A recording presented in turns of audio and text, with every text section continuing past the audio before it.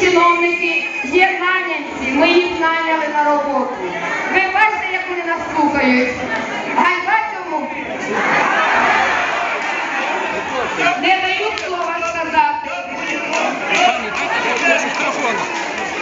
Ініціює зараз збори.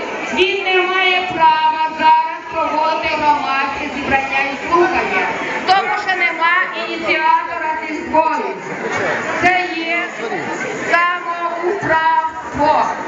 Хай проводять краще відкриті